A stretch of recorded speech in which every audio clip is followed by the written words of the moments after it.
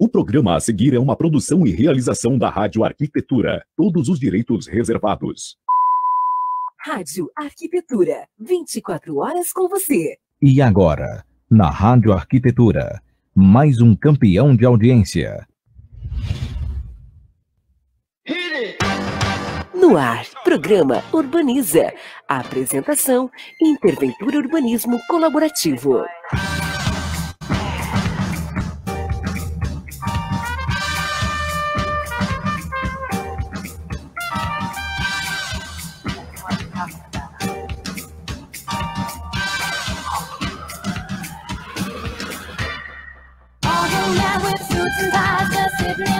Muito bem, Rádio Arquitetura, Rádio das Mentes Criativas. Uma ótima tarde para você, você que está se conectando com a gente agora pelo nosso site em radioarquitetura.com.br, também através do nosso aplicativo CX Rádio para o seu dispositivo móvel, também através do Facebook. Seja muito bem-vindo nesta tarde de quarta-feira, agora 16 horas e 1 minuto, está começando mais um programa Urbaniza aqui pela sua Rádio Arquitetura, hoje falando sobre colonização alemã, herança cultural e evolução urbana.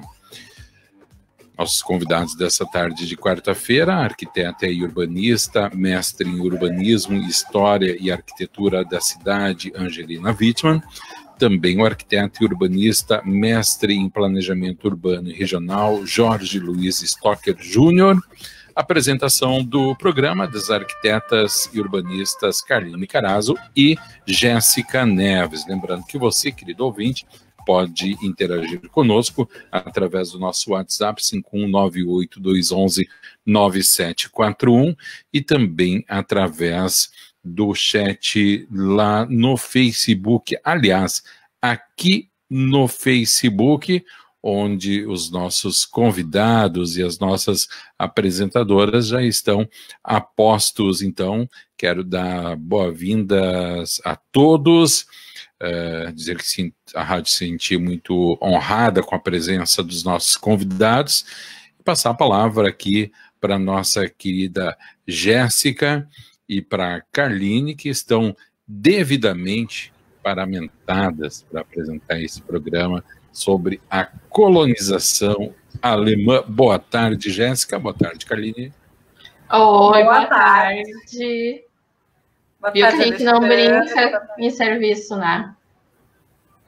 Olha, quem está nos ouvindo na rádio, eu vou dizer o seguinte, ó, corram para o Facebook, porque esse momento aqui de ver as duas ali vestidas, tem uma explicação, né? Não é só por causa desse programa aqui, ou é especialmente por causa do programa. Também! Não é, mas se não tivesse outra questão, a gente... Não, assim...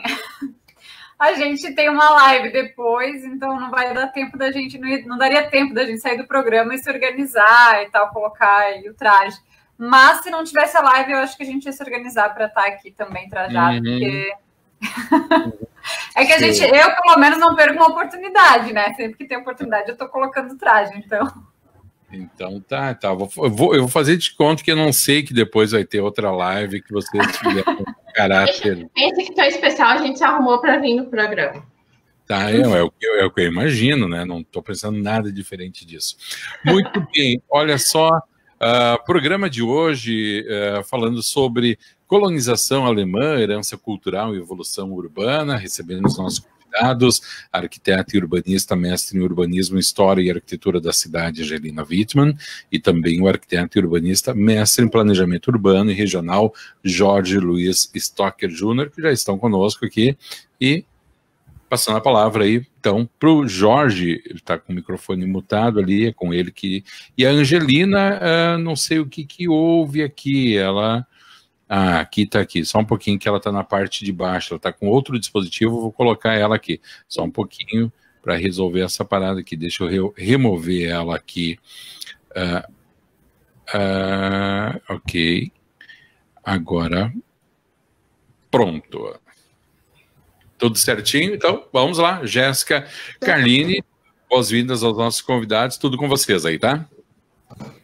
Então tá, primeiramente boa tarde a todos e todas, a nossa audiência, os nossos convidados, Alexandre, Carline e a Angelina e o Jorge, e muito obrigada pela presença, né, por terem aceitado esse convite. Para nós é muito importante que vocês estejam aqui com a gente aí nessa semana, falando um pouquinho sobre a colonização alemã, sobre a paisagem urbana dessas antigas colônias, e acho que vai ser muito interessante, estou muito empolgada para esse programa. Sejam bem-vindos e bem-vinda. Bem-vindo e bem-vinda. Boa tarde, pessoal da audiência, boa tarde, convidados. Muito obrigada pela disponibilidade, e eu acho que é isso. Eu queria pedir, acho que a gente podia pedir para eles, então, darem início aí se apresentando um pouquinho, contar um pouquinho sobre a experiência deles com esse tema. Angelina, acho que tu pode começar. Angelina, nos ouve? Ouço. A Angelina está a caráter também, vocês viram, né? A caráter também, né? Bom, bem-vinda. Nós temos outra live, Jéssica. Essas lives foram providenciais. Boa tarde, Jorge. Que prazer em tê-lo aqui junto nesse trabalho. A gente acompanha o trabalho de longe, daqui de Blumenau, o trabalho do Jorge, muito importante no Rio Grande do Sul. Eu sempre digo que nós somos uma grande equipe, então temos representantes nesse continental país, cada um dentro da sua esfera e da sua cultura, e o teu trabalho é muito bom ali no Rio Grande do Sul, que eu acompanho, e tem uma sintonia com o meu aqui em Blumenau. Com relação ao tema do encontro, a evolução urbana das cidades, digamos, das cidades fundadas pelos pioneiros alemães, dentro do estado de Santa Catarina, ela tem características diferentes. Geralmente, quando se imagina uma cidade fundada por alemães, se faz ideia que a única região é o Vale do Itajaí. Mas existe o Vale do Itapocu, ali na região de São Pedro de Alcântara, na região norte, perto de São Bento do Sul, e aqui no Vale, toda a região do Vale do Itajaí, que é uma região muito grande, e a partir dessa ocupação, nós podemos dizer que há diferenças em função daquilo que nós falamos ontem no Enxaimel. Cada local, cada geografia, o tipo de cultura pré-existente ou não interfere na configuração e no desenvolvimento dessa malha, dessa cidade, dessa evolução urbana. Eu passo a palavra para o Jorge introduzir também. Então, boa tarde a todos, é um prazer estar com vocês aqui. Eu, infelizmente, não estou a caráter, né? Não vim preparado com alegoria e adereços, mas estou de coração aqui também com vocês. E é sempre um prazer tanto acompanhar o trabalho aqui da rádio, né, que o Alexandre já desenvolve há tanto tempo, e poder estar de novo aqui, quanto das meninas do Interventura, né, que a gente acompanha desde o início do projeto e vê sempre fortalecido, né, e sempre se ramificando em novas formas de atuação. Está sendo muito interessante de acompanhar isso. E também estar aqui ao lado da Angelina, né, que é essa pesquisadora tão importante da arquitetura e do urbanismo de imigração. E, embora com foco em Santa Catarina, a gente acaba pesquisando arquitetura e urbanismo brasileiros, né? A gente está no contexto aí do sul do Brasil, então essa troca é sempre muito produtiva, né? Então é um grande prazer para mim estar aqui. A minha vivência com esse tema, ela vem em duas frentes, basicamente. Uma delas é a atuação com entidades da sociedade civil na defesa desse patrimônio, né, desse legado que a imigração deixou no Rio Grande do Sul. Então, já atuei em várias entidades. Atualmente, a principal entidade que eu atuo é o ICOMOS, que é o Comitê Internacional de Monumentos e Sítios. A gente tem agora um núcleo Rio Grande do Sul, do ICOMOS, e tem sido, assim, uma das frentes, né, institucionais de trabalho. Eu termino agora o mandato no Conselho Estadual de Cultura, onde também atuei nessa área de patrimônio cultural. E, por outro lado, como pesquisador, né, eu fiz o mestrado em Planejamento Urbano e Regional, abordando a antiga colônia alemã de São Leopoldo. Embora cada vez mais a gente tenha restringido o nome São Leopoldo à cidade, né, ao município de São Leopoldo, a antiga colônia alemã de São Leopoldo é um grande território, né, que pega vários municípios da região do Vale dos Sinos e uma parte da Serra, hoje considerado Serra, e foi um trabalho bem interessante para conseguir contextualizar o patrimônio cultural, a evolução urbana desse grande território, né, e também conhecer melhor o que esse patrimônio tem em comum e como ele se fortalece em comum, né? Como esses diferentes pontos e diferentes espaços urbanos, eles se fortalecem numa narrativa comum da antiga colônia de São Leopoldo. Acho que como uma introdução é basicamente isso, mas é um prazer estar aqui com vocês. Posso continuar? Claro. Tá pegando uma dinâmica.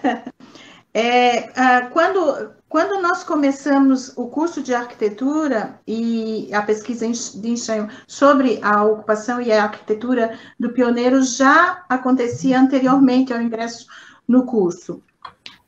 Nós começamos a observar a história. Então, eu comentei das regiões de Santa Catarina que tem uma evolução urbana diferentemente. Na região de São Bento do Sul, Joinville, já existia uma cultura centenária anterior à chegada desses pioneiros. Na região da Grande Florianópolis, São Pedro de Alcântara, já existia uma cultura nas proximidades e houve uma dispersão desse grupo de pioneiros em toda a região, que chegou até o Vale do Itajaí, algumas famílias, e na região do Vale do Itajaí, as pessoas chegaram no meio da Mata Atlântica, e como a idealização desse fundador era de criar uma colônia agrícola, quase um experimento, ele tinha todo um projeto de implantação urbana, digamos assim, foi um dos primeiros planos urbanos de Santa Catarina, quando ele escolheu o caminho navegável do rio Itajaí-Açu até o seu último ponto de navegabilidade. Nesse ponto, ele instalou o Stadtplatz de Blumenau, que era o centro da colônia agrícola. Por que colônia agrícola? Ele veio com o idealismo do Quesnay, que era comercializar e industrializar o excedente agrícola das propriedades agrícolas. Ele tinha isso dentro de um plano, Hermann Blumenau. Isso estava acontecendo, né, na Europa nessa época, então não era somente colonos e empresas de rurais distribuídas ao longo daquele grande território. Ele estudou detalhadamente a localização do Stadtplatz, e nesse plano dele, ele já planejou que dali até o interior da colônia, em direção ao oeste do estado, ele colocaria a ferrovia. 60 anos depois, ele inaugurou esse primeiro trecho ferroviário, ligando nucleações urbanas estudadas criteriosamente, e ele logo trouxe engenheiros que mapearam todos os rios, e organizou essa grande bacia do Itajaí-Açu, organizando esses caminhos fluviais, que eram a acessibilidade nesse momento. Posteriormente, foi inaugurada essa ferrovia, em 1909, e houve esse desenvolvimento dessas nucleações urbanas. Os primeiros embriões das principais cidades do Vale do Itajaí se desenvolveu a partir dessa estrutura, a partir de um plano do fundador da colônia Blumenau. No encontro que nós tivemos no CAAL, um pesquisador perguntou para mim por que as colônias alemãs, de uma maneira geral, se desenvolveram de uma forma e Blumenau se desenvolveu diferentemente. Então, essa é a questão. Eles vieram com um plano de implantação, colocaram a centralidade no último ponto navegável do principal rio, idealizaram essa ferrovia que foi inaugurada e botou Emil Odebrecht, que foi um dos muitos agrimensores que ele trouxe, abrir caminhos e picadas, entre outros também, teve um agrimensor que abriu o caminho para o norte, para a colônia Dona Francisca. Pomerode foi uma nucleação planejada para ficar de pouso entre esses viajantes, entre o Stadtplatz e Blumenau para o norte, para a colônia Dona Francisca, e abriu caminhos no interior, onde não era contemplado com rios, e a ferrovia. Emil Odebrecht e outros agrimensores abriram caminhos nunca antes existentes no estado de Santa Catarina. Santa Catarina, nesse período, era o litoral, e era a vila de Lages, que foi aberta para atender os tropeiros entre o Rio Grande do Sul e São Paulo. Passo para você, Jorge. Jorge, acho que tu pode fazer uma contextualização um pouquinho aqui de São Leopoldo, da colônia alemã de São Leopoldo, falando um pouco da região, do que envolve, até onde foi, quais foram os traçados e afins. Eu sei que tu tem propriedade para falar disso mais que eu. Então, tentando fazer... Eu só ia só pontuar, porque a gente tem uma relação similar aqui com a ferrovia também, né? Achei interessante isso, assim. Enfim, não quero interromper. O que eu colocaria, assim, como um contraponto, é que a colônia alemã de São Leopoldo, ela é um projeto da coroa brasileira, né? Então, ela começa com uma política pública, digamos assim. Ela começa como pública e depois ela vai ser complementada por projetos privados.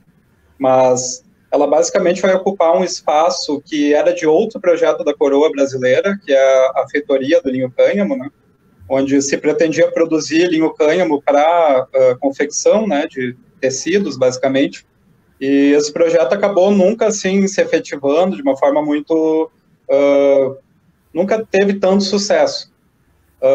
Porém, foi nesse momento que a coroa brasileira ela começou a juntar um grande território que acabou sendo considerado terra pública, né, anexando diferentes ocupações. Então, o lado onde fica hoje a cidade de São Leopoldo era onde existia a sede, né, da feitoria, da qual fazia parte o que a gente conhece hoje por Casa do Imigrante, né, mas um complexo, né, de prédios de apoio e de faxinais e de espaços de mata, né. E do outro lado do rio foi anexada uma estância, que era de Luiz Leite, correspondendo hoje à Estância Velha, Novo Hamburgo, Campo Bom, uma série de outros municípios hoje, né. Com a desativação dessa feitoria, o governo, né, a coroa, ela passa a implantar ali uma perspectiva de colonização alemã. Um processo muito tumultuado, né, a gente costuma, assim, entender que os imigrantes foram chegando como se eles tivessem chegado todos de uma vez só, e foi um processo muito lento, muito gradual, onde os imigrantes foram sendo assentados no primeiro momento nas proximidades do Rio dos Sinos, né, tanto no atual São Leopoldo, posteriormente no atual Novo Hamburgo, Campo Bom e Estância Velha, recebendo lotes rurais. O que é interessante falando de urbanismo é que existia o projeto de uma cidade-sede, que era São Leopoldo, né, e se formos ver até hoje, o traçado de São Leopoldo é um traçado de cidade projetada, né, ele é ortogonal, ele tem uma certa regularidade na malha urbana, e a partir do desenvolvimento do interior dessa colônia, que não previa novos espaços urbanos, outras centralidades foram surgindo. Um caso é o próprio Centro Histórico de Hamburgo Velho, né, que era o Hamburgerberg, era um povoado que acabou se juntando numa confluência de estradas e que jamais foi projetado para isso. Nesse sentido, vai ser bem interessante a gente ver uma contribuição bastante vernacular de urbanismo, né, do imigrante, porque no Centro Histórico de Hamburgo Velho a gente vê uma malha urbana completamente irregular e espontânea, né? Ela foi basicamente se espalhando ali ao longo daquele sopé do morro e no alto do morro, e ela é bastante espontânea, ao contrário da cidade projetada de São Leopoldo. Esse projeto público, ele foi seguindo de forma bastante controversa nas atuais municípios ali de Dois Irmãos, Ivoti, mais para cima, né, Morro Reuter, Presidente Lucena, em alguns casos pegando terras privadas sem autorização, uma série de conflitos durante esse processo, né? E mais ou menos ali em 1840, ainda antes, portanto, da colônia de Blumenau, que a Ângela nos narrava, a província do Rio Grande do Sul passa a assumir os projetos de colonização. Então, quando vai aparecer lá a colônia de Nova Petrópolis, Santa Cruz do Sul, aqui no Rio Grande do Sul, então, algumas colônias estaduais, né? Posteriormente, Erechim, Santa Rosa, já colônias mistas, né? Não apenas alemãs, mas também com italianos, poloneses, uma série de outras etnias. O que resta dessa área ao redor dessa colônia pública passa, então, a ter valor de mercado, né? Então, alguns descendentes de imigrantes, eles passam a arrematar essas áreas, alguns descendentes de imigrantes e outros também de descendência portuguesa, passam a arrematar essas áreas e colonizar de forma privada. Não com um projeto tão complexo quanto o do Hermann Blumenau, né, que foi colocado aqui, mas, por exemplo, o Barão do Jacuí, ele faz ali a divisão do que hoje é Araricá e parte do interior de Sapiranga, Bela Rua, por exemplo, e ele projeta um povoado que jamais saiu ali, que seria Nova Palmira. também como um dado interessante para o quesito urbanismo, né? E a próprio espaço ali de Sapiranga era parte das terras da Fazenda Leão e arrematada pela sociedade Schmidt-Kremer, que faz um loteamento também cheio de controvérsias, que gera, inclusive, conflitos como o conflito dos Mucker, que vocês já devem ter ouvido falar. Então, esse território ele tem uma formação bastante complexa, né? Ele não tem, assim, uma delimitação constante, porque ele vai sendo complementado. Para vocês terem uma ideia, de uma forma bem tardia, lá em 1880, na década de 1880, parte da atual Picada Café, que é Joaneta, é praticamente o último território da antiga colônia alemã de São Leopoldo a ser colonizado. Então a gente tem, de forma privada, né? Então a gente tem um projeto que começa em 1824, como uma colônia pública da coroa, né, brasileira. Ela passa a ser um projeto provincial por algum tempo, e depois ele é assumido pela iniciativa privada com subsídio da província. E essa colônia vai se complementando e vai crescendo dessa forma, assim, meio irregular. Para finalizar, que eu sei que eu já me estendi um pouco, parte também do investimento público nessa colônia é a chegada do trem, que a Jéssica ressaltou, né, como um paralelo com a colônia de Blumenau, que a Angelina colocou. É a primeira ferrovia do Rio Grande do Sul, né? E é a origem da dívida pública do Rio Grande do Sul também, a dívida que até hoje a gente tem. Porque o estado do Rio Grande do Sul ele se endividou profundamente para fazer essa primeira ferrovia, que era totalmente contracensitária, porque existia a navegação fluvial, né, que era mais barata, e o governo teve que aumentar os impostos da navegação fluvial para viabilizar essa ferrovia. Mas a ferrovia ela acabou, então, fazendo crescer essa região, né?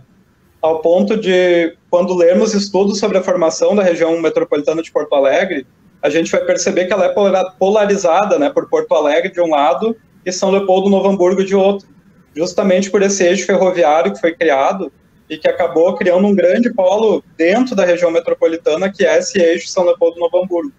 Então, de fato, assim, a colonização alemã ela marcou tanto a região metropolitana quanto o estado do Rio Grande do Sul, né, em termos urbanísticos, a ponto de definir a nossa região metropolitana, né? Ela é assim, e tem esse formato ao longo da ferrovia justamente por conta desse projeto.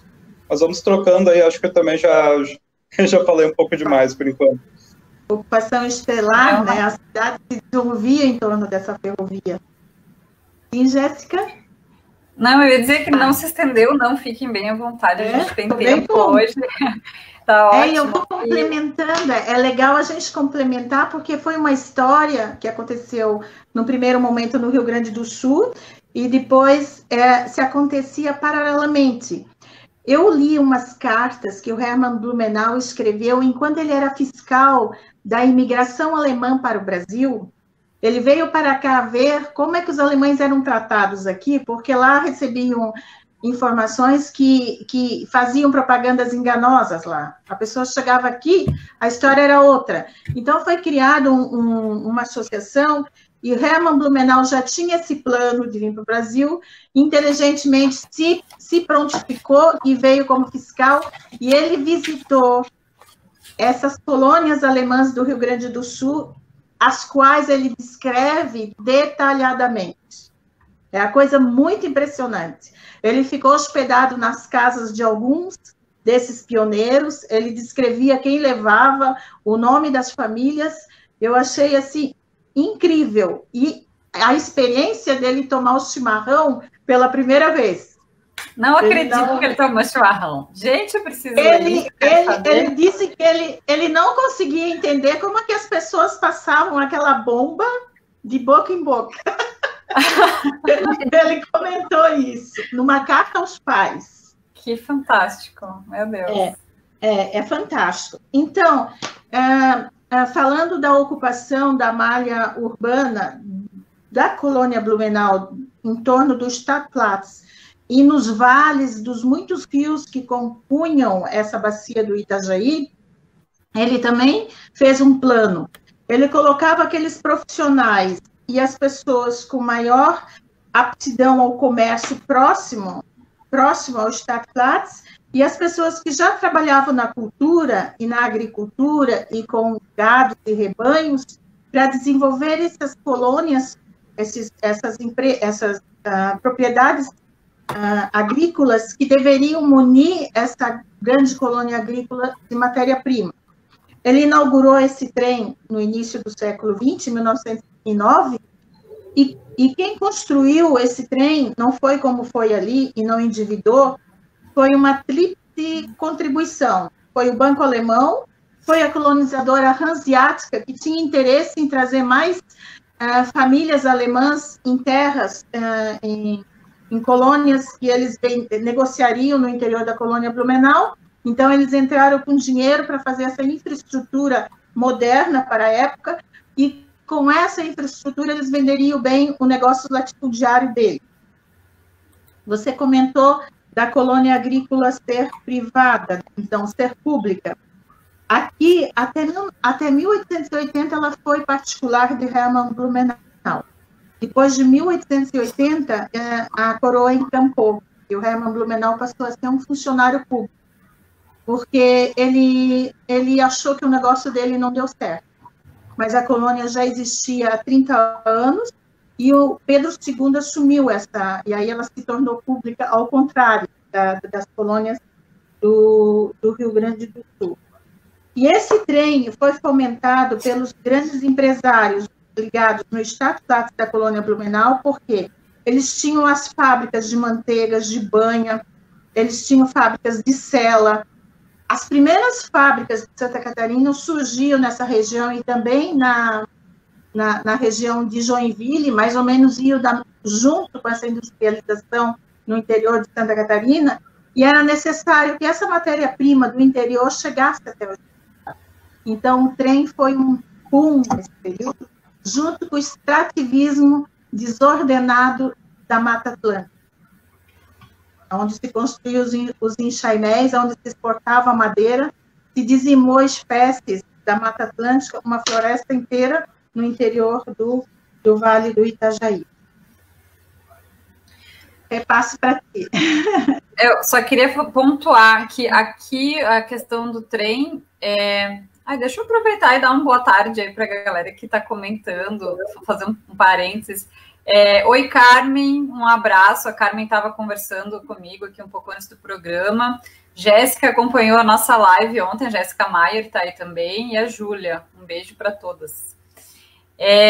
Então, eu estava falando queria falar sobre o trem, né? Porque hoje a linha férrea, essa que liga Novo Hamburgo a Porto Alegre, ela, digamos assim, ela prosperou, né? Porque ela está aí até hoje. Ela não, alguns trechos dessa ferrovia, enfim, não existem mais, mas esse trecho principal aqui, escoando os produtos de São Leopoldo, ela foi evoluindo e está ali ainda até hoje, a gente usa o trem, né? Oi, Juliano, boa tarde, tudo bem? Um abraço aí para quem está nos acompanhando. E lá em Blumenau, não. E a Angelina fez um trabalho, o primeiro livro publicado dela é sobre a ferrovia no Vale do Itajaí, inclusive um livro maravilhoso, e com vários detalhes, assim, muito ricos em relação a isso. E a ferrovia lá, ela não deu continuidade, né? Ela foi desativada. Eu vou comentar. E acho que agora reativaram os trechos para exploração turística, digamos assim, né? não mais como carga, enfim, transporte de carga. Pode comentar, Angelina, só queria pontuar. Posso? Eu acho que passa o Jorge. O Jorge. Tá? Não, é que assim, vocês vão perceber como eu nasci em Blumenau, cresci em Dayal, então eu vim daquela região ali onde a Angelina está e onde ela estudou e pesquisou.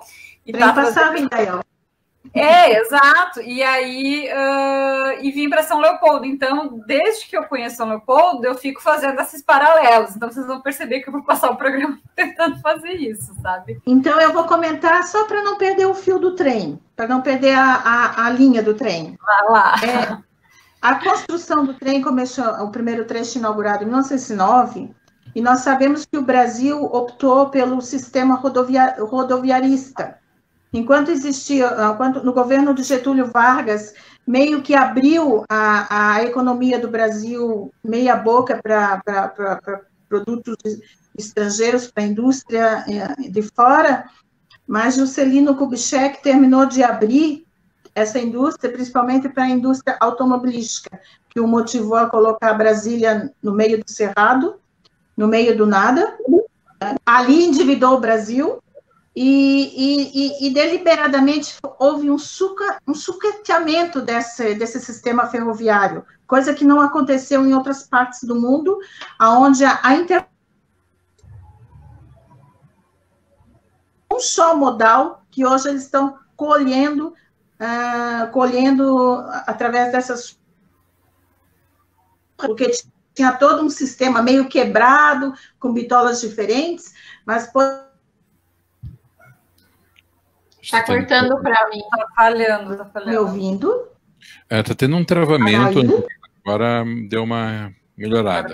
Melhorou. Mas a Ferrovia Estrada de Ferro Santa Catarina, ela teve o primeiro problema dela com as mundiais. Ela deixou de ser uma de propriedade privada de um grupo de alemães, que foi a única ferrovia com investimento de capital alemão e tecnologia alemã, onde as demais no país são inglesas, e com a segunda, eu acho que foi a primeira, eu confundo as duas, foi uma das duas guerras, acho que foi a primeira, o governo brasileiro simplesmente encampou o projeto, encampou a ferrovia, e ela estava ainda em construção, ela não tinha chegado ainda no Alto Vale do Itajaí, e trouxe para cá um diretor lá do Rio de Janeiro, onde sua família era de deputados.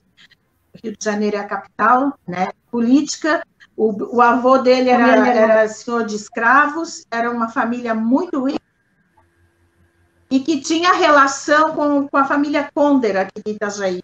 E esse diretor veio para cá e trouxe todos esses hábitos e costumes que alguns políticos brasileiros têm hoje. Fez mudança no traçado que tinha que construir, trocou 2x4, que provavelmente tinha caixa 2. O mercado de terras em torno dessa ferrovia, no Alto Vale do Itajaí, tomou outro ritmo.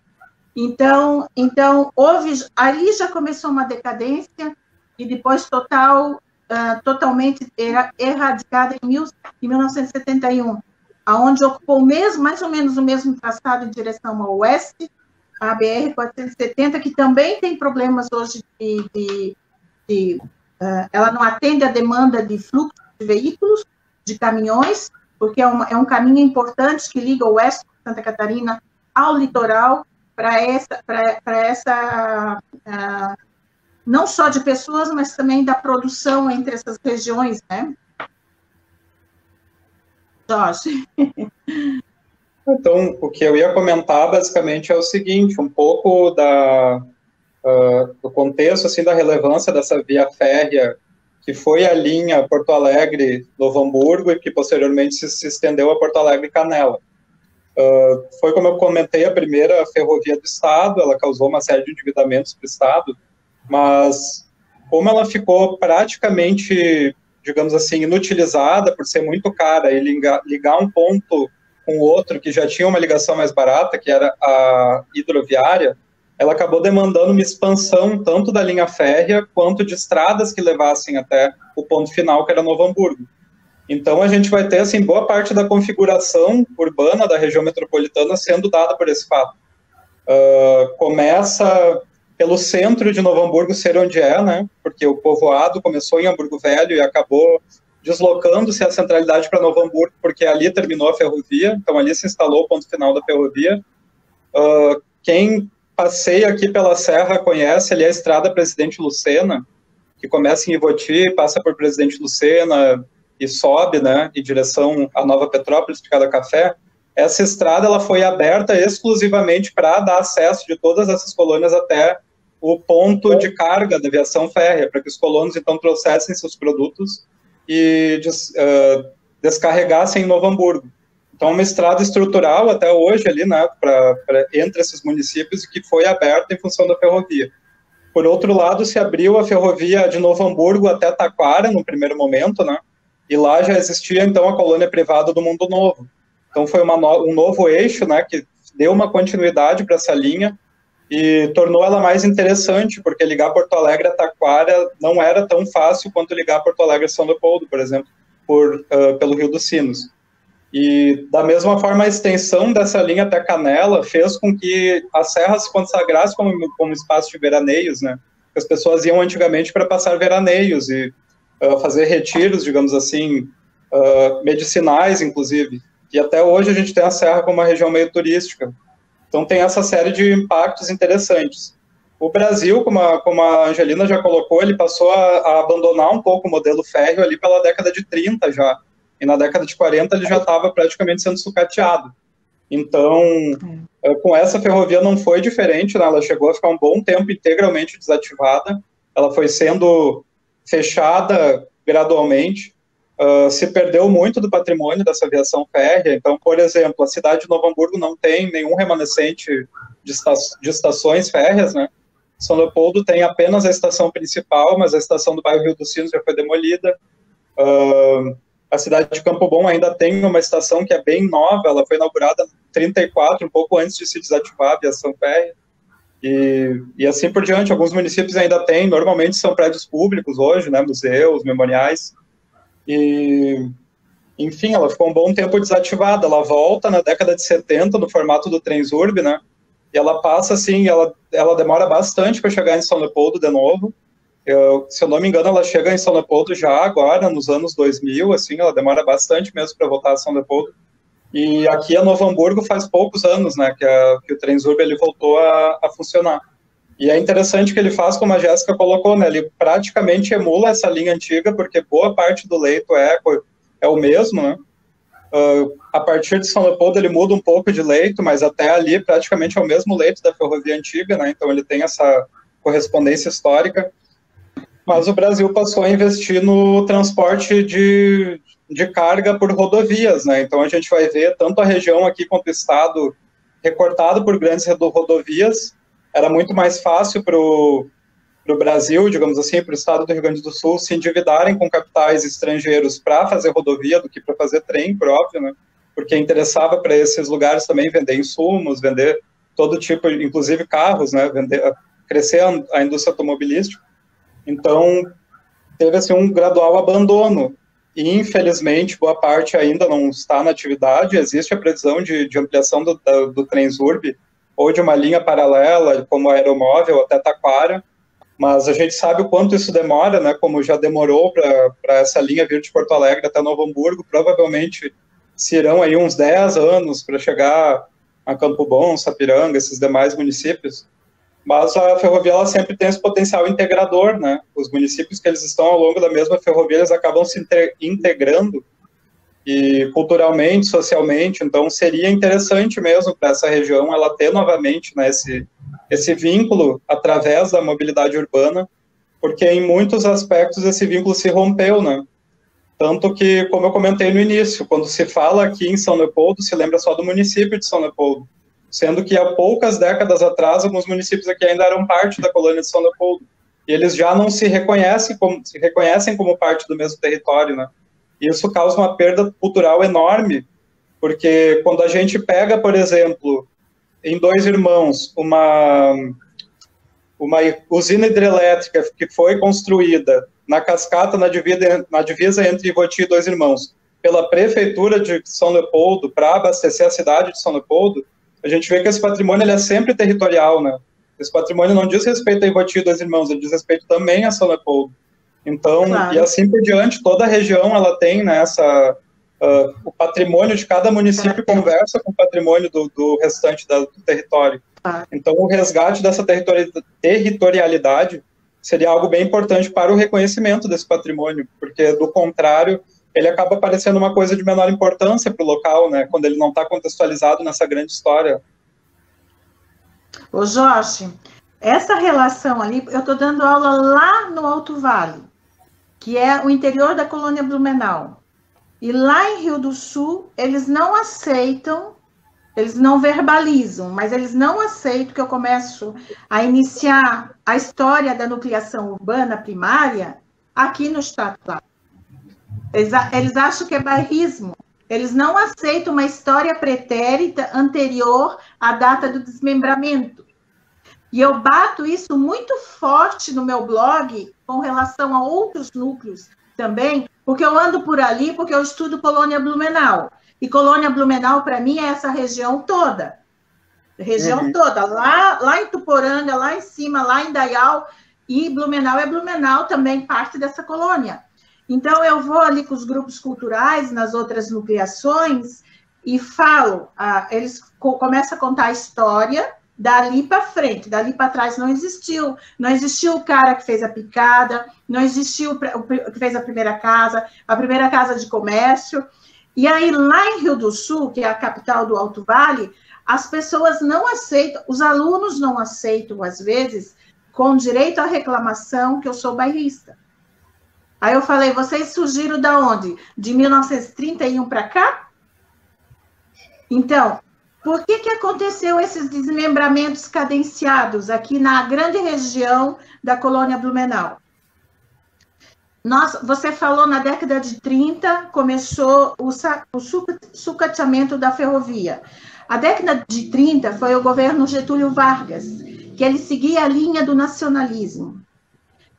As pessoas aqui têm grande mágoa com o período desse governo. Eu peço desculpas aos gaúchos, que alguns nutrem, mas Getúlio Vargas, ele veio para a região com rolo compressor. Qual era a prática do governo dele, o objetivo do governo dele? A colônia Blumenau, de repente, era isolada aqui dentro, o governo de Santa Catarina colocou os imigrantes aqui dentro, e eles tiveram que se virar, eles tiveram que construir as primeiras estradas, como várias colônias por ali, as primeiras estradas, as primeiras escolas, as primeiras igrejas, com pouca ajuda desse governo imperial e desse governo da província. Eles edificaram cidades aqui com os braços, sozinhos. E Getúlio Vargas, ele, com essa implantação do governo e do nacionalismo, ele não queria mais um Brasil em pedaços. Ele queria um Brasil, que, por exemplo, nós não poderíamos ter uma colônia que produzisse o seu próprio alimento.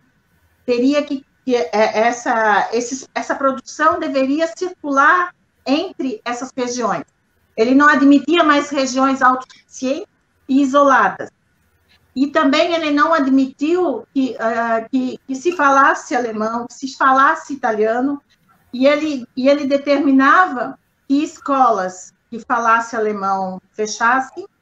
De repente, uma colônia aqui onde só se falava alemão, como deveria ser aí bem, eles não entendiam português. Então, as pessoas ficaram mudas, e o que ele fez em 34, ou 31, ou 50, eu não guardo datas, ele retalhou essa colônia Blumenau, ele retalhou em municípios, as pessoas foram para a centralidade do Stadtplatz fazer manifestações, e aí ele deu um recado, vocês fiquem quietos, aceitem isso, porque senão vem coisa pior. Esse retalhamento territorial enfraqueceu de todas as hipóteses essa comunidade regional. E a partir dessa separação e dessa segregação, essas nucleações começaram a ter cada um a sua história, a partir dessa data. Se criou uma rivalidade intermunicipal, digamos assim, porque eles se competem dentro da mesma cultura, aonde uma história pretérita é a mesma. E aí eu procuro colocar isso no blog e fortalecer, eu bato isso. Aí eu coloco a história de Indaial, em homenagem a Jéssica. Aí eu coloco na sequência, ex-território da colônia Blumenau. Porque a cultura foi a mesma. Indaial, Jéssica, era o caminho do Stadtplatz para o Alto Vale, era o caminho do Stadtplatz para a Serra Catarinense. A linha do trem passava, ia lá pelo Varno e ia embora até a Piona. Todo esse fluxo cultural, econômico, passava por ali. Aí o Jorge falou da cultura, que interliga culturalmente. Tinha espetáculos no Carlos Gomes, onde vinha gente de todo esse alto vale do Itajaí, festivamente dentro desse trem. Que quando a gente fala com os mais antigos, os olhos deles enchem de água. Então, não existia essa segregação territorial e espacial e uma forçosa... as pessoas forçam até Lá é Blumenau, lá é Indaial. Indaial não, lá é o pessoal de Rio do Sul não aceita essa história pretérita que às vezes a gente precisa contar para compreender a formação urbana daquele local que nasceu na junção de dois rios, porque ali Emil Odebrecht encontrou um lugar mais baixo onde passava o gado, onde passava a tropa, onde passava a boiada que vinha da Serra Catarinense e que vinha para o litoral em direção ao Stadtplatz de Blumenau. E o filho do Emil Odebrecht abriu a primeira casa comercial lá, nesse local, onde veio meia dúzia de casas e aonde surgiu o Rio do Sul. Mas as pessoas não compreendem. Mas sabe que essas divisões, assim, é curioso que, por exemplo, em Indaial, a gente aprende, né, que foi emancipada de Blumenau em 1934. Então, é uma cidade, digamos, independente muito recentemente, né, que se desvencilhou. Mas mesmo dentro de Indaial, por exemplo, as crianças na escola lá do Encano escrevem no caderno, o Encano do Norte, enfim, dia tal de julho de 2020. Ou lá no Warnow também, Warnow, 25 de julho de 2020. Mesmo dentro da cidade, enfim, tem essas questões de não se identificar como parte do todo, né? Essa divisão, assim, das pequenas comunidades. É bem curioso isso, assim, porque... Por exemplo, Jéssica, eu comecei a escrever o livro do Enxaimel, né? Aí o pessoal fala, Enxaimel do Rio Grande do Sul, Enxaimel da Francônia, Enxaimel de Santa Catarina, Enxaimel do Espírito Santo. Isso não me satisfazia, porque eu queria saber o que tinha atrás disso. Ô, Jorge, eu fui parar lá no Neolítico Alemão, para contar a história desde lá. Foi longe. Então, mas a gente precisa conhecer isso para entender o que nós temos aqui hoje. A gente não pode negar essa história. E só para encerrar essa fala rapidinho, eu não comentei que os lotes coloniais, eles eram desenhados nesse primeiro projeto urbanístico de Hermann Blumenau, que era de 1858. Existe o desenho, tá? E ele se orientou para estruturar esse desenho de lotes coloniais pelo desenho dos rios que compunham a bacia do Itajaí-Açu. E ele sempre procurava fazer o rio num lado, ou cortando esse lote colonial, que era estreito e longo, para que todos tivessem acesso a essa água que ia alimentar a propriedade e também com acessibilidade a essa propriedade.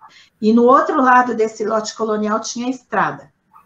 Geralmente é essa configuração que se herdou e tem a estrutura das principais cidades hoje.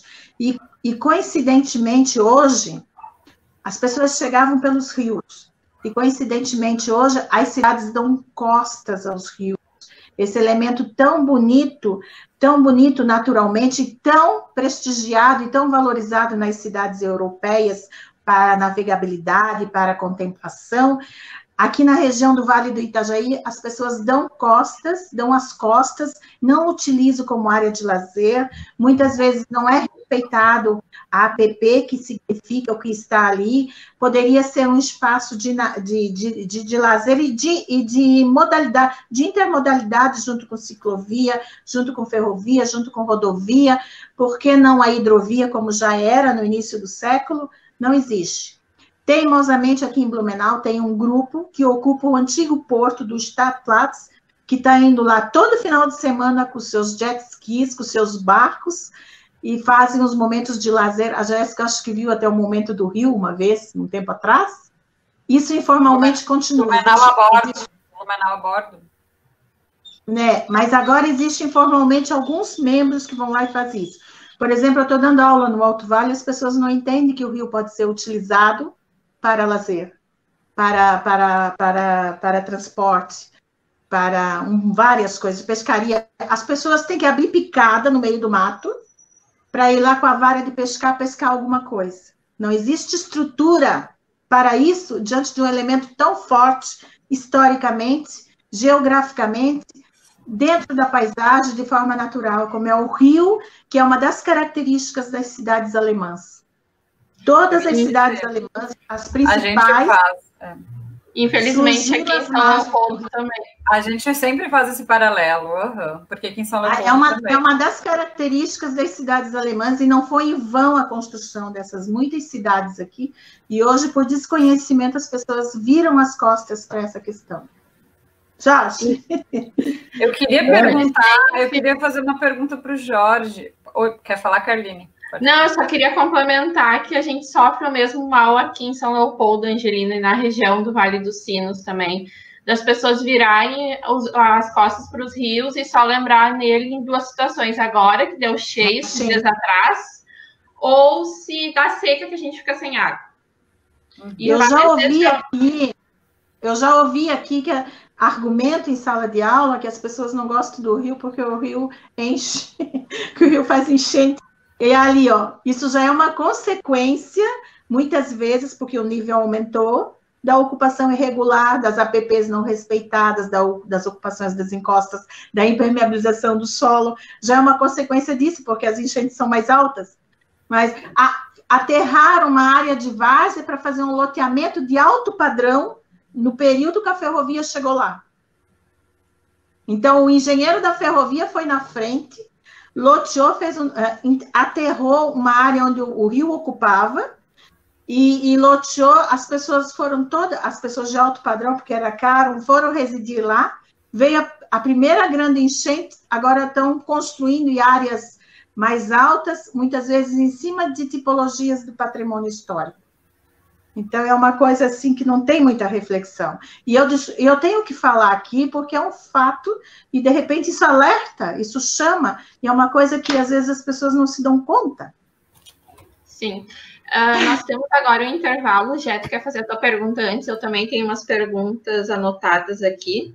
Ou deixamos para depois do intervalo? Eu vou fazer a pergunta, que daí ele já se prepara para a volta, pode ser? Pode ser, mano. Como a Angelina comentou sobre a divisão dos lotes, eu queria ouvir um pouquinho sobre isso, assim, como que aconteceu aqui na colônia São Leopoldo, porque eu sei que teve algumas, em termos de morfologia, assim, tentativas diferentes, né? A gente tem as picadas e, enfim, aldeias, tentativas de formar aldeias, né, em formato de rua mesmo, naquele formato longilíneo, assim. E essa relação entre a feitoria, né, onde os imigrantes, enfim, foram alojados, e o centro da cidade, que é distante, né? Então, só para a gente entender como é que Alexandre, deixa eu aproveitar e fazer uma pergunta rapidinho também, complementando a da Gé. Então, você pode fazer, daí na volta do intervalo o Jorge responde as duas aí, tá? Deixar para o Jorge pensando enquanto isso no intervalo. Jorge, que nem a Gé colocou, e tu comentou antes, diversas cidades aqui do Vale dos Sinos, subindo até a Serra, se emanciparam de São Leopoldo. E hoje a gente vê que São Leopoldo não tem tanto essa identificação com a cultura alemã e às vezes se perde um pouco na questão do patrimônio também. Tu acha que isso se deu através dessa emancipação dessas cidades?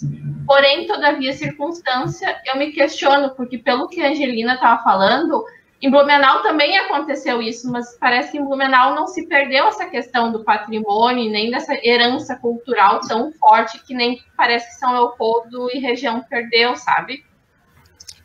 Muito bem, então o Jorge fica pensando, a gente faz um intervalinho aqui de 3 minutinhos aqui. Pegar uma água. Isso, dá tempo de pegar uma água, de passar um café, e eu vou aqui... Ô, Alexandre, eu nem dei oi para ti, né? A gente nem se comentou que a gente se conhece e tudo mais. Já vem em Blumenau. Claro. Eu quero ouvir histórias, tá? Essas histórias aí de Blumenau, eu quero... Na volta do intervalo a gente conta as histórias de Blumenau, então, antes de a gente voltar para o Jorge. Gente, esse quadro que está aqui atrás eu pintei, tá? É a igreja de Porto Alegre, a Catedral de Porto Alegre. Olha ali, ó. Tem que dar um zoom aí na volta para a gente ver. Então, vamos lá. Pessoal, 16 horas e 54 minutos. Vou mutando aqui os nossos convidados, porque nós vamos fazer aqui um breve intervalo. Você está acompanhando aqui pela Rádio Arquitetura. Quem está acompanhando no Facebook pode continuar acompanhando, tá? Porque o intervalo é bem rapidinho. Urbaniza de hoje falando sobre colonização alemã, herança cultural e evolução urbana, com os nossos convidados, arquiteto e urbanista, mestre em urbanismo, história e arquitetura da cidade, Angelina Wittmann, e o arquiteto e urbanista, mestre em planejamento urbano e regional, Jorge Luiz Stocker Júnior. E você acompanhando tudo aqui na sua Rádio Arquitetura. Agora, 16 horas e 55 minutos. A gente fica aqui na tela, você acompanha a nossa propaganda. Em 2 minutos e meio, estamos de volta com o segundo bloco do Urbaniza de hoje. O trabalho do arquiteto e urbanista vai muito além do projeto e construção de casas, prédios residenciais e comerciais. É no ser humano que está o centro de suas atenções. Entender as pessoas, onde vivem, como moram e se relacionam com o ambiente é função da arquitetura, que a cada dia se torna mais acessível. Arquitetura e urbanismo, um direito de todos. KRS, Conselho de Arquitetura do Rio Grande do Sul. Você está conectado na Rádio Arquitetura. Rádio Arquitetura tem o apoio institucional da SET Experience e Plena Madeira Design.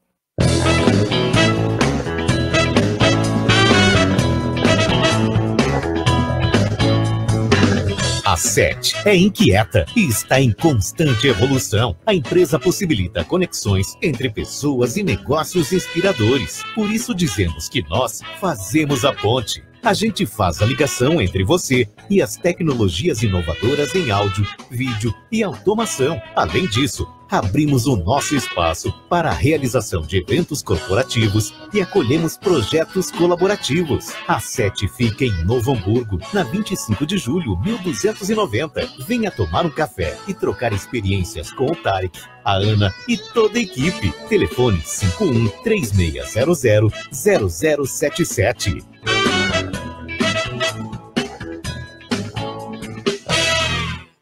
Não saia daí, daqui a pouco estamos de volta.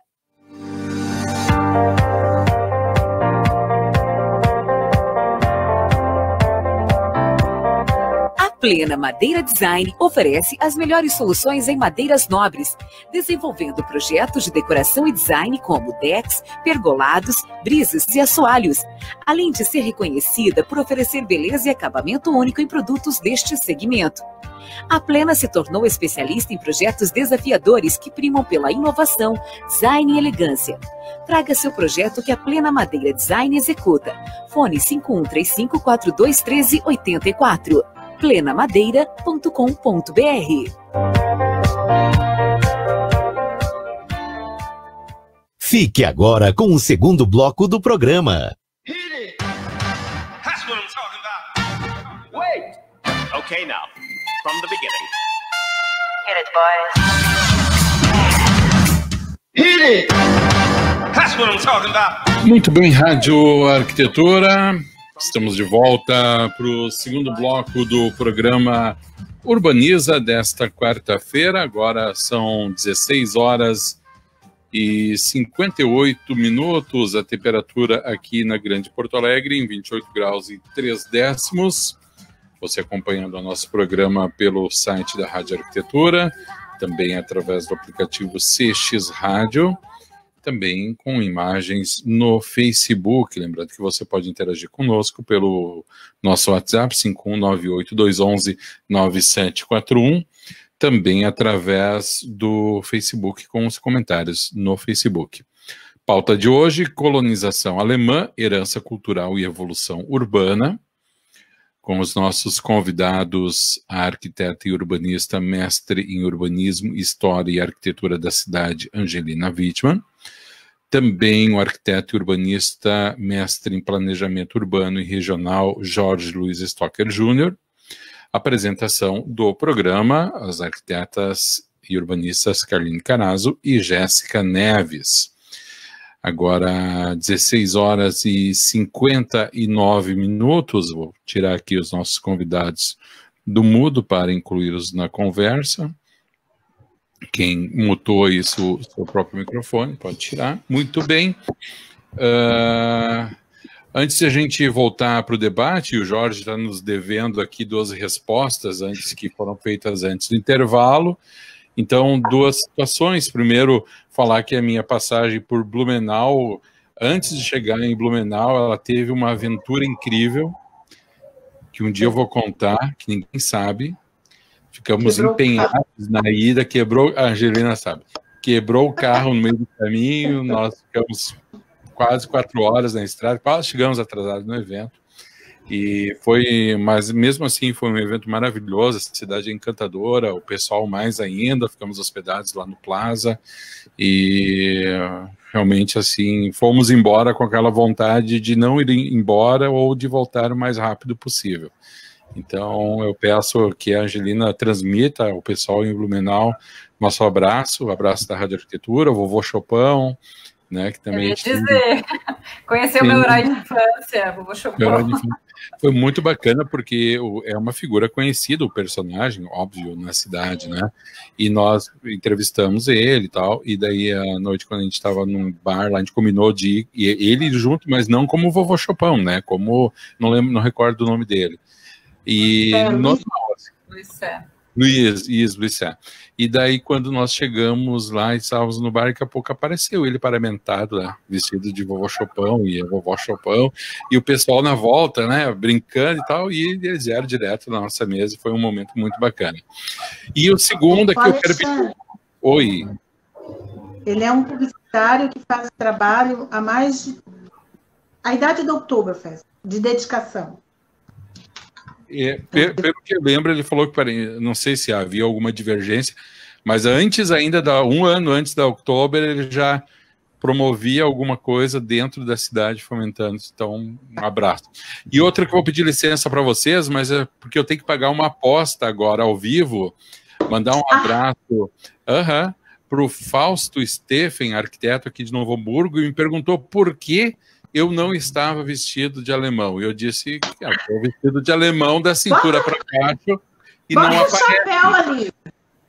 E daí eu vou botar um chapéu e eu vou querer um fardinho de cerveja, já que a gente não tem chopp. Podia abrir cerveja, não sabia. Pronto. Viu? Só eu sem alegoria e adereço aqui, né? Não te mandaram o ofício. Coloquei, Fausto tá pago, espero meu fardinho em casa, depois te mando o endereço que eu quero, além de tudo, teleentrega nisso daí. Luquincel, o Rio é um privilégio para a cidade, precisamos pensar em Orla, projeto urbanístico do conjunto para a nossa cidade. Grande abraço, Lu, obrigado. Abraço para Carmen Brunner. Então, seguimos o baile aqui, aliás, seguimos o Kerby. Um abraço para a Lu, professora da Unicinos, aí, nossa parceira, sempre apoia nossos projetos, está sempre com a gente também. Um beijo. Vamos lá, essa pergunta da Carline, Jorge, é a pergunta que eu tenho na vida, assim, há uns 10 anos, tá? Por que isso é tão diferente entre as duas cidades, tá? Quem sabe você até vire uma pesquisa, vamos ver. Vai lá. Então, eu vou tentar responder as duas perguntas, né? A primeira era sobre a divisão dos lotes, eu vou começar por ela, eu vou tentar, embora seja difícil, ser bem rápido. Enquanto os imigrantes vinham, chegavam aqui, ficavam alojados temporariamente na antiga feitoria, de início os lotes não estavam nem demarcados, né? A gente às vezes romantiza, pensando que eles chegaram aqui, dormiram uma noite na feitoria e já foram para os lotes. Essa medição demorou bastante, ela teve equívocos, se tentou fazer de novo, então foi um processo bem tumultuado, assim, e só lá por abril de 1825 a divisão dos lotes estava correta. Então, para vocês terem uma ideia, os imigrantes eles foram se arranchando ali por São Leopoldo, de qualquer forma, esperando, né, de fato, serem finalmente colocados no seu lote, né? Isso demorou bastante. E num primeiro momento, essa divisão ela foi se dando pela conveniência geográfica, pela topografia. Então, digamos assim, do Rio dos Sinos até mais ou menos o ponto onde se encontra Hamburgo Velho, hoje, em Novo Hamburgo, os lotes eles eram bastante irregulares, eles foram sendo traçados assim, tentando perfazer a mesma área quadrada, porém com formatos bastante irregulares, assim, tentando pegar algum curso d'água, tentando não pegar só encosta de montanha, de morro, foi feita uma tentativa assim. A partir mais ou menos do ponto onde hoje se situa Hamburgo Velho, que era uma confluência de estradas, se começou a trabalhar nessa modalidade que foi adotada no restante do Rio Grande do Sul posteriormente, que é a abertura de picadas. Isso foi uma forma de despachar logo essa divisão e de conseguir distribuir logo para os imigrantes que já esperavam, porque dessa forma ou se abria uma estrada ou se utilizava uma que já existia, se delimitava um tamanho de frente de lote e o de fundos ficava meio no abstrato, né? Então, por exemplo, aqui em Novo Hamburgo e Campo Bom, os fundos a norte era a encosta da Serra e a sul era o Rio dos Sinos. Como não havia muito levantamento muito bom, alguns lotes ficavam gigantes, outros um pouco menor. Uns pegavam área de banhado, outros pegavam muita área de encosta, eles foram ficando bastante irregulares. Isso acabou gerando aquilo que a Jéssica comentou antes, que são aquelas grandes estradas aldeia, né? E a gente até hoje, em algumas localidades, tem dificuldade de saber onde começa e onde termina a localidade. Normalmente ali se fazia uma centralidade ao redor de vendas coloniais, ao redor da igreja, só que aí no nosso caso aqui a gente tem convivendo igrejas luteranas e católicas, às vezes duas igrejas luteranas de condições diferentes e uma católica, às vezes ainda entraram outras congregações, então muitos povoados eles vão se distribuindo e tem 3 ou 4 centralidades ao longo de uma grande estrada, né? Então tem essas peculiaridades locais, assim, que vão delimitando, mas basicamente foi esse sistema que foi reproduzido, pelo que a Angelina colocou, nas colônias de Santa Catarina, especificamente na de Blumenau, que são esses lotes muito alongados, né, com uma frente bastante exígua, e isso favorecia alguma proximidade entre as casas, né, também criando algum senso de comunidade, e esse lote muito alongado para os fundos. Aqui, em alguns casos, essa divisão foi muito bem pensada, em outras se sobrepôs lotes, então se abriu 2 picadas paralelas e os lotes se sobrepunham, né, em distância, aconteceu uma série de problemas. Mas basicamente foi assim, começou muito irregular e passou a ser pelo sistema de picadas mais lá para cima. Alguns exemplos de cidades que saíram dessas picadas são Campo Bom, por exemplo, a atual Avenida Brasil era a única rua, né, e a partir daí, então, a cidade evoluiu.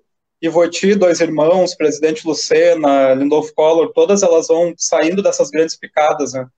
Então elas não tinham uma centralidade, digamos assim, um núcleo urbano, elas tinham uma centralidade linear que foi, principalmente no caso aqui da parte mais baixa da colônia, pela própria via férrea, se formou a centralidade urbana.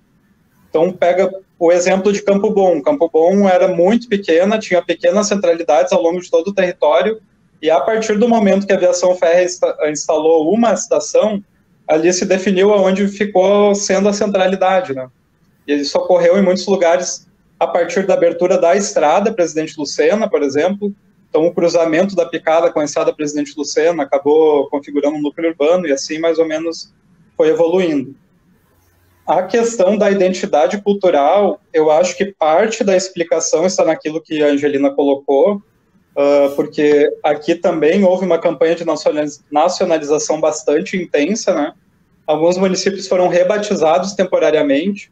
Então, por exemplo, a cidade de Novo Hamburgo foi rebatizada, Campo Bom foi rebatizada, Borges de Medeiros, Genuíno Sampaio, colocaram nomes brasileiros, digamos assim, em cidades que lembravam alguma questão germânica, e a própria Bom Jardim, que se tornou Ivoti, remetendo ao vocabulário indígena, tentando também reforçar alguma relação de nacionalidade. E essa campanha ela foi bem intensa aqui, e como todas as lideranças praticamente industriais, religiosas, culturais, elas eram germânicas e germanistas, né, elas faziam proselitismo da cultura germânica, houve um momento muito traumático de ruptura, né, de interrupção disso. E o que acabou criando um sentimento de muita baixa estima, digamos assim, com a cultura de imigração. Exatamente.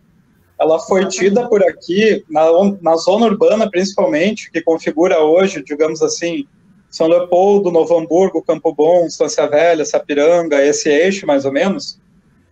A cultura de imigração ela ficou como uma coisa pejorativa de colono, entre aspas, como aquela coisa assim, de gente muito simples, de gente sem conhecimento, de gente ignorante, entre aspas. Então se estigmatizou essa cultura de uma forma muito efetiva. O próprio governo federal ele fazia as marchas dos coloninhos em Porto Alegre, por exemplo. Eles pegavam pequenos descendentes de imigrantes dessa região aqui e levavam para Porto Alegre. E lá eles eram muito ridicularizados pelas pessoas que não tinham aquele sotaque, por exemplo. Isso é só um dos tantos exemplos de quando se tornou pejorativo qualquer coisa que remetesse à imigração. Então, Deixa eu só falar uma coisinha, só para remendar isso dali. Claro. Tem muitas críticas com relação aos Oktoberfest, né? Então, por exemplo, o meu marido, ele foi dessa geração que foi calada. Como jovem, nessa idade, eles tinham vergonha, eles se penetraram, eles tinham vergonha de falar o alemão e de praticar a cultura. Toda uma ou duas gerações, em função disso que você comentou. E o Oktoberfest foi uma festa comercial, sim, que surgiu de repente, depois das enchentes, mas na minha concepção de pesquisa e de observadora de cultura e do espaço e de antropologia, foi um palco que permitiu essa geração emudecida resgatar essa autoestima, de alguma maneira. Você pode observar que até um tempo atrás, as pessoas não diziam, eu sou descendente, eu canto, eu falo, eu toco isso, eu faço teatro, e dessa, por exemplo, desde que surgiu os 25 de julho, por toda essa região do sul, onde eles tinham um local para praticar essa cultura, foi proibida. E a partir disso, do Oktoberfest, existe muita coisa que é comercial, mas aqui em Blumenau eu observo que grupos culturais que nunca pararam, ganhou palco nessa. E eles se sentem felizes, eles se sentem orgulhosos de uma coisa que eles foram amordaçados durante um período dentro da cidade que eles fundaram. A gente vai falar, inclusive, sobre isso. Não, só ia complementar bem rapidinho, só para complementar outras coisas que aconteceram. O fechamento de grupos escolares, onde os professores eles ensinavam em alemão, a instalação de grupos escolares nacionais, onde as pessoas sequer falavam português, então os alunos não entendiam os professores, né, gerando também um sentimento, digamos assim, de burrice nos alunos, né, porque eles se sentiam insuficientes para aprender. O confisco de bibliotecas em alemão, de sociedades e de indivíduos, então muitos livros foram confiscados e queimados. Resumindo, se tornou vergonhoso ter letreiros, ter nomes, ter qualquer coisa que remetesse a isso. Esse processo, ele demora muito para ser revertido, né? Porque ele vai começar lá na década de 30, desconsolida ali nos anos 40, e principalmente ali com a Segunda Guerra e após a Segunda Guerra, por motivos óbvios, isso se intensifica bastante. Mas só na década de 70, com a comemoração do Sesc Centenário da Imigração, é que começa a se olhar novamente para essa cultura de uma forma aberta e pública. Porque tanto o governo federal quanto o governo estadual, ele passou a valorizar essa trajetória e através do contemporâneo. Então, se pegava empresários, por exemplo, de descendência alemã, para fazerem parte da comemoração. Foi nesse momento, por exemplo, que em São Leopoldo se inaugurou aquela praça com o monumento do Sesc Centenário, a Praça da Biblioteca ali, né? Tantos outros espaços. Isso tem paralelo com o que a Angelina fala sobre a Oktoberfest, porque essas comemorações, né, embora elas sejam efêmeras, digamos assim, elas passam, elas marcam muito porque elas congregam e elas criam narrativa.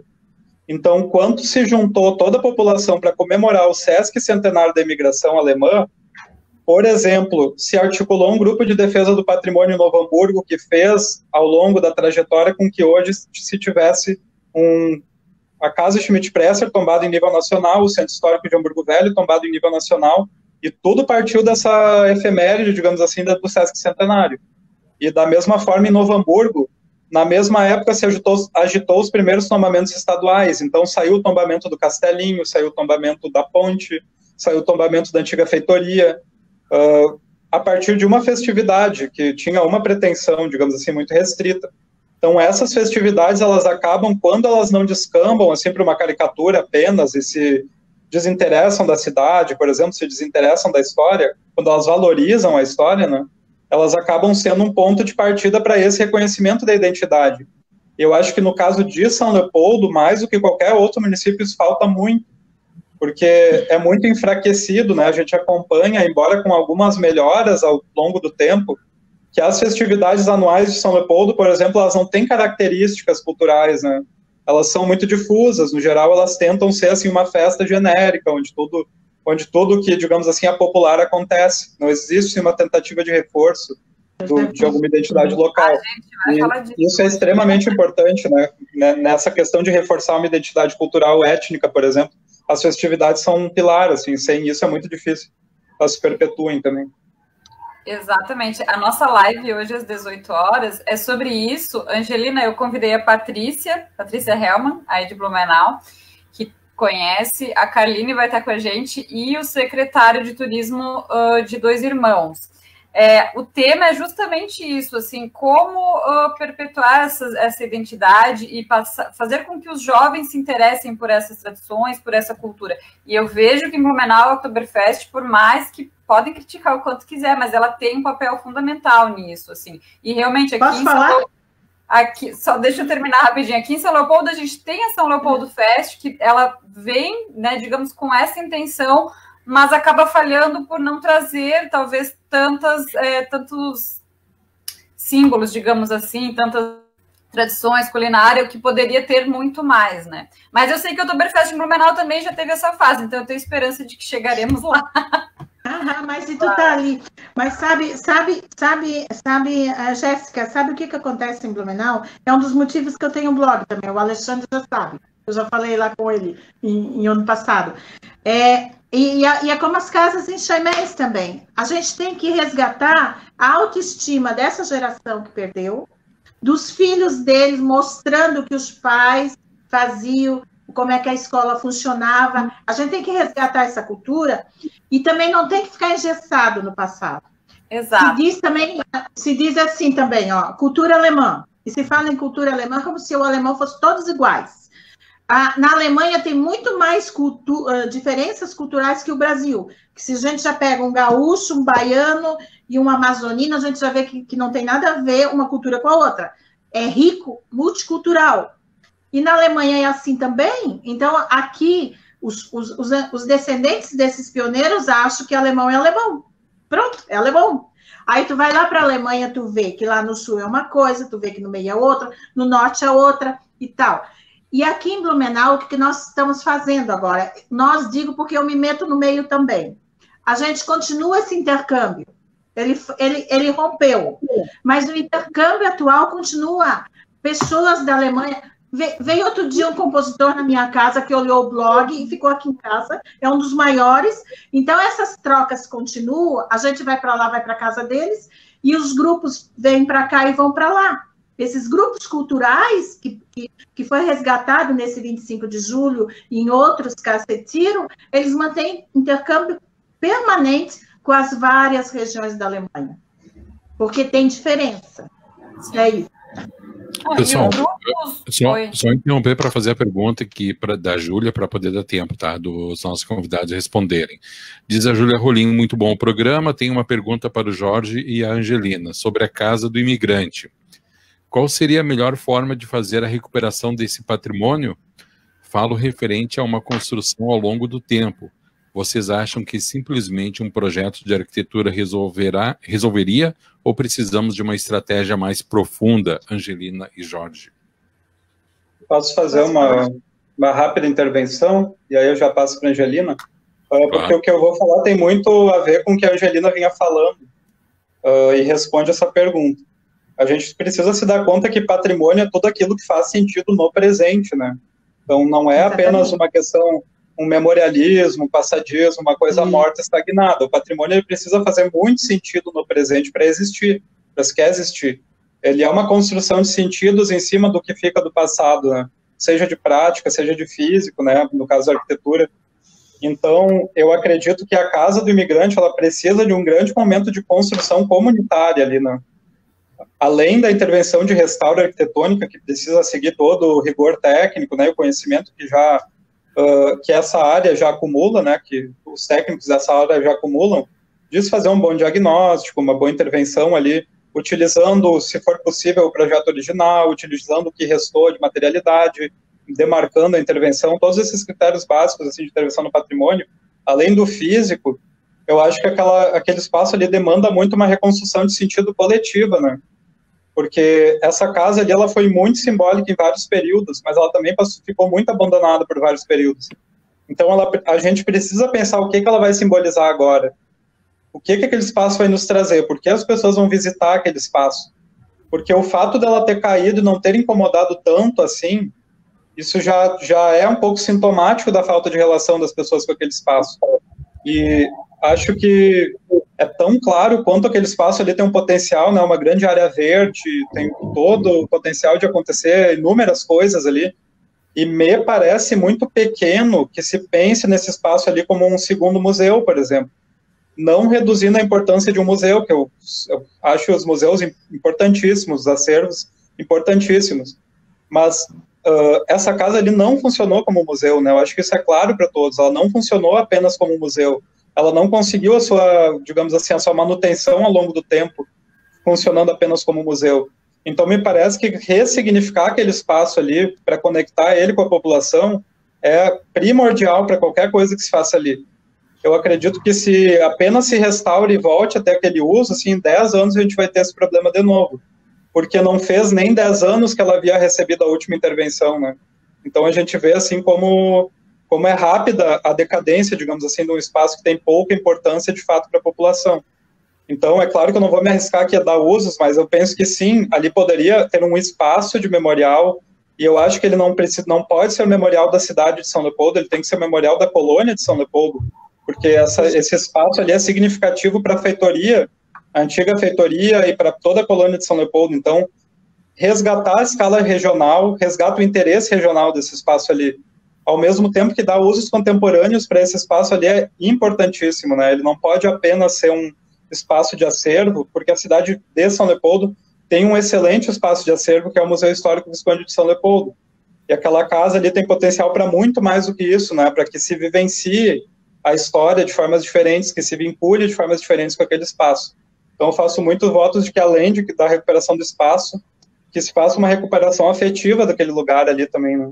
Para que se visite, de fato, se conviva, que no dia a dia, digamos assim, no domingo, quando passar a pandemia, claro, se possa ir lá tomar um chimarrão ao redor daquela casa, né? Se possa vivenciar alguma coisa legal, algum momento comunitário acontecendo ao redor daquela casa. Acho que isso seria imprescindível. Angelina, gostaria de responder? Sim, eu vou escrever sobre essa casa no meu blog. Eu gostei de conhecer ela.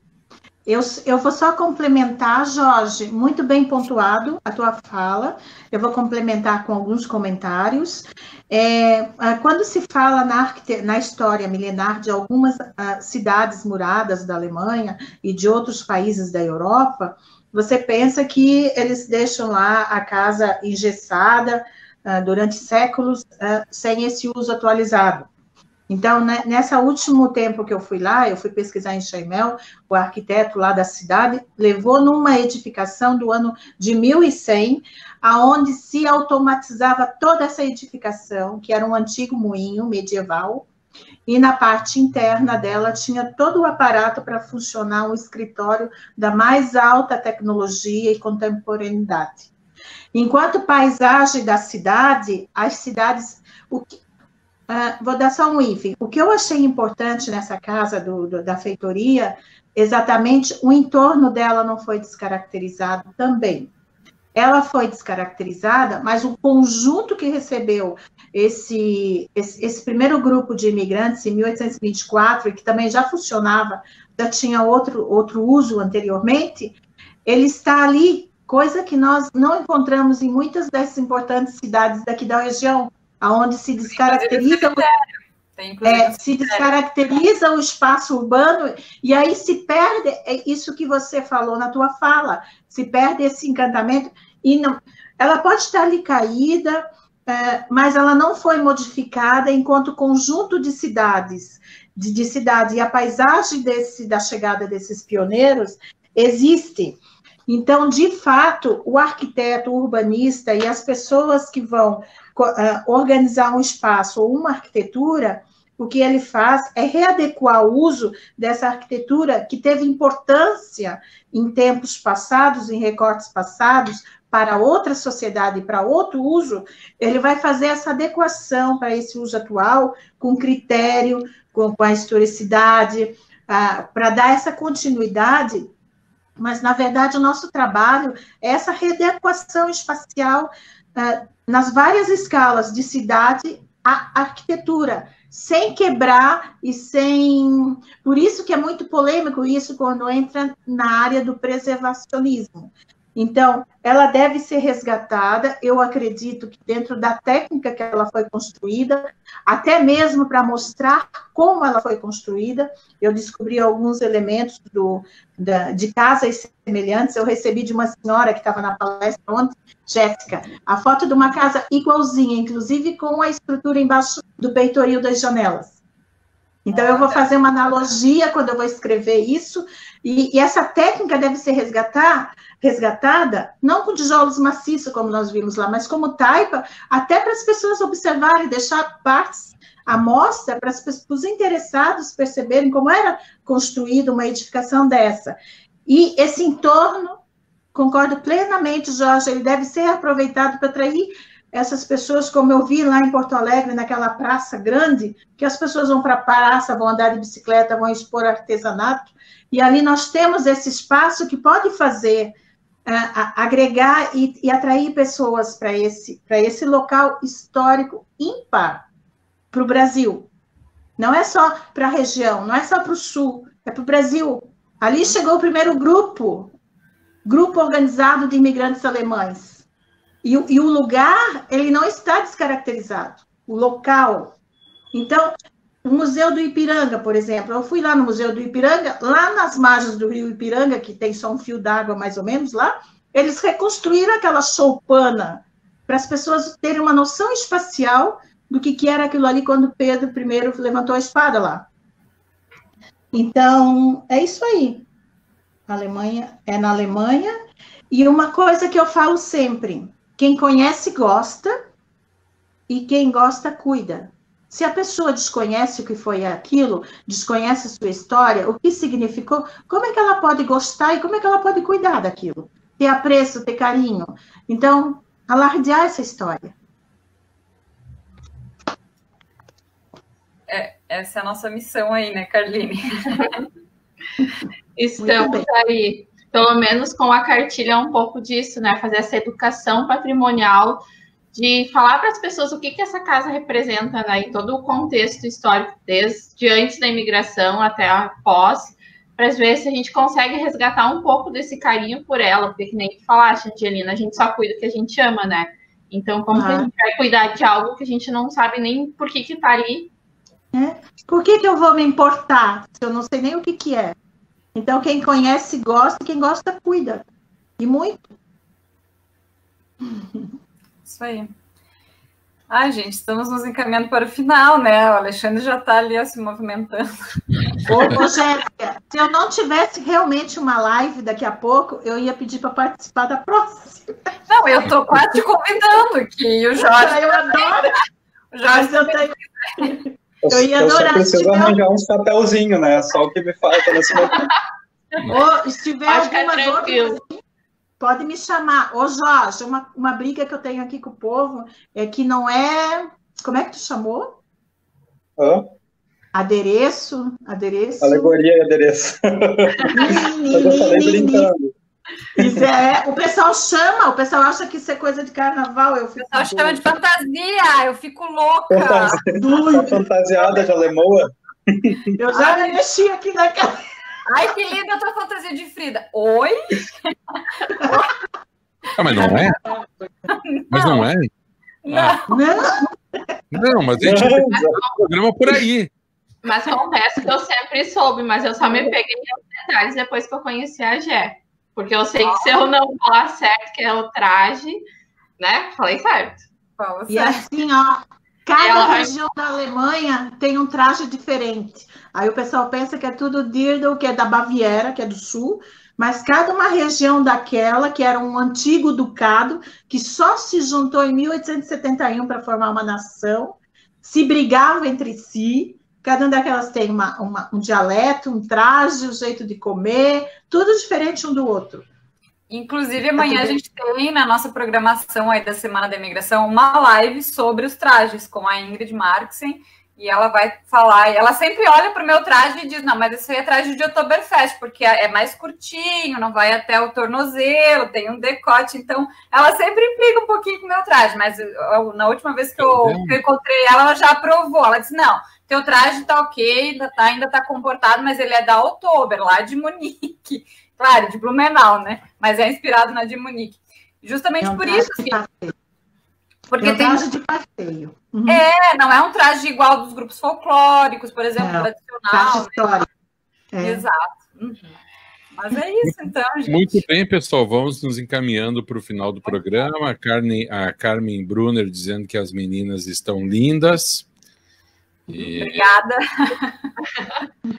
E eu vou pedir, então, que a gente comece a fazer o encerramento. Jéssica, Carline, Angelina e Jorge. Por gentileza, começando com os nossos convidados. Vai lá, vamos lá. Vamos lá, Jorge.